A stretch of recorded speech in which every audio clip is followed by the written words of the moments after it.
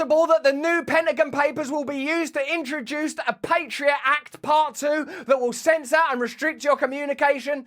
Of course it bloody well is.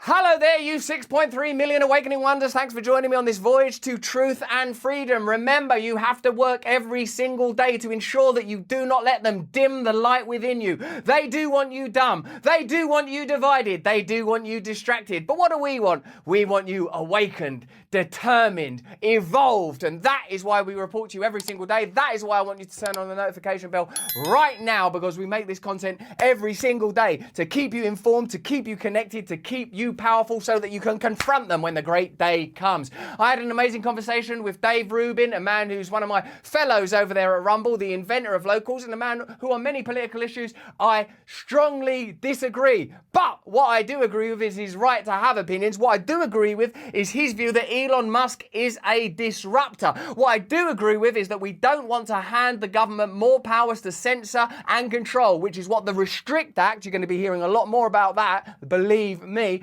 will lead to. In this conversation, we asked him about Elon's power as a disruptor and the Restrict Act and how it will be used to censor and control your online activity and ultimately, therefore, your life. Stay to the end of the conversation and let me know if I missed any questions you would have liked to have heard asked. Now, the Pentagon leaks are being utilized to bring about the Restrict Act.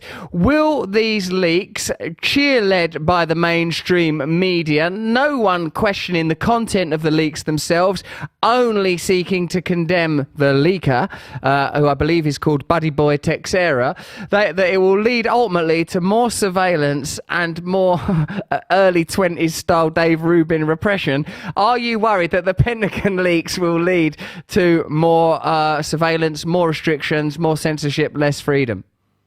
Yes, my friend, you are completely right. It is obvious. Everyone should see it. This is the Patriot Act for the digital world, and it is actually almost irrelevant what was released on those Discord channels because they are using this, as you said, for the pretext to make sure that whatever little bit of our digital identity on this little black mirror that we're all holding, whatever remains ours and is not theirs yet, they're going to make sure that they get every piece of it, whether that is every message that you and I send privately to each other, whether that's every video that you share, whether it is whatever, your family pictures, etc. We may already have crossed the Rubicon where they already have access to everything, and now this is just window dressing around it. You know, they're just trying to dot the I's and cross the T's on this stuff.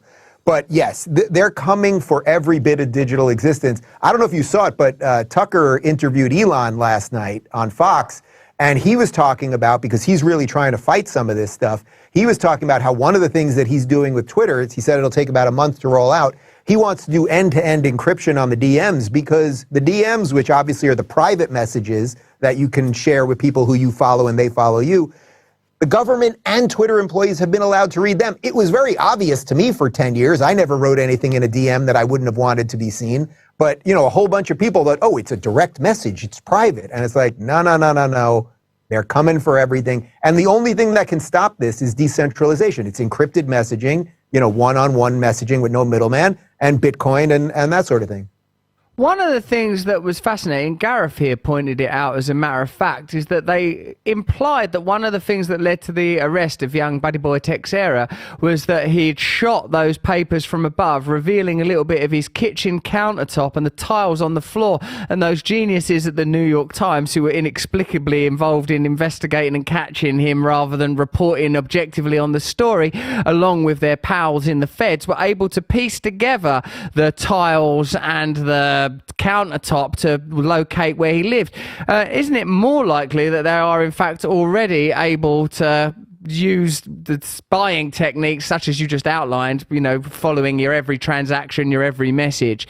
Do you think that in reality even the arrest of that lad was utilizing sort of spying technology? And do you think that, as even Snowden's revelations suggest, that they have a greater ability to surveil us than they're willing to admit to, and more than is legal?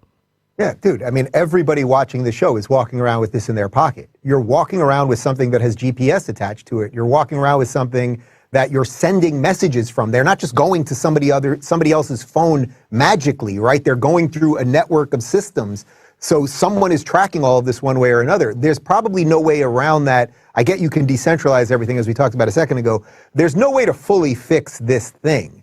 And there's no way to fix the simple fact is that when people have technology is like fire. Fire is good to heat your home and to so that you can cook, but it can also burn you and burn your house down. We all have to figure out what our relationship with this thing is.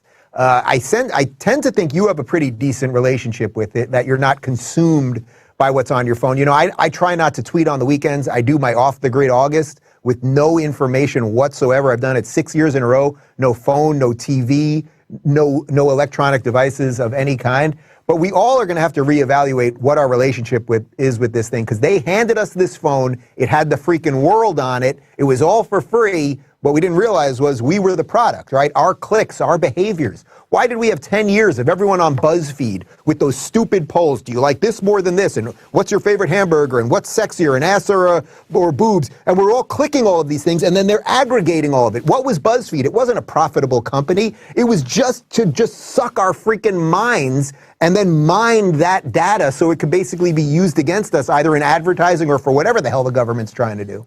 Dave Rubin, 8th of September 2001. Boobs. Dave Rubin, September 12th. We've moved over to bums, baby. It's a big move from Rubin on that day.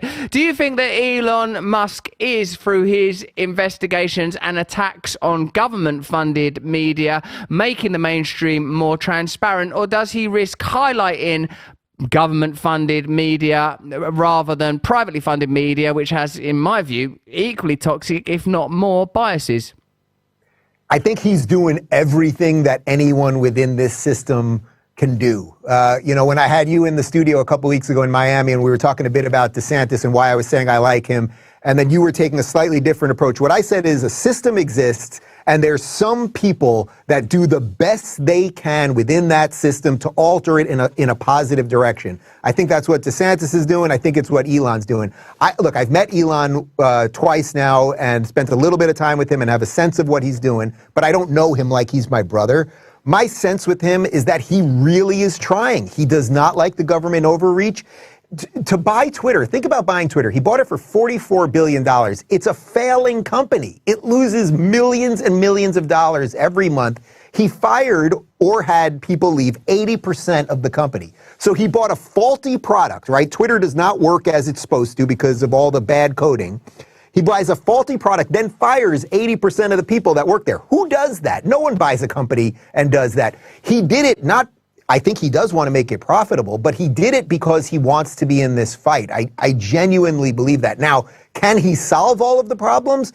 Probably not, but doesn't it feel a little bit safer these days on the online in that there is somebody who happens to be the world's richest guy who's roughly on our side? And by the way, Russell, kind of like you, this is a guy, he's been a lefty his entire life. It's only until the last year, after seeing the COVID stuff, that he finally, for the first time ever, voted Republican. He moved to Texas. He voted for this woman, Mayra Flores, who is a congresswoman in a border town, because he saw what was happening, you know, with all the migrants coming from Mexico. And then, of course, he moved to Texas because he left crappy California with high taxes and crime and all that to move to Texas, where there's freedom and lower taxes and everything else. So I think he's going through his own political awakening, leaning more towards freedom. But I would say if we all exist within a system, he's one of the good guys within that system. Well, what a fantastic conversation that was with Dave Rubin. Do you feel a little bit cleverer now? Do you feel that you understand the Restrict Act a little more? Do you think it's helped to refine your opinion on Elon Musk with all its complexity, him being, after all, one of the world's most powerful economic titans, but also, in this instance, a powerful peripheral voice? If you enjoyed this video, have a look at either of these. Remember, turn on the notification bell right now. It's the only way we can guarantee you'll get our content every day. Watch us every day on Rumble, but more important than any of that, please stay free.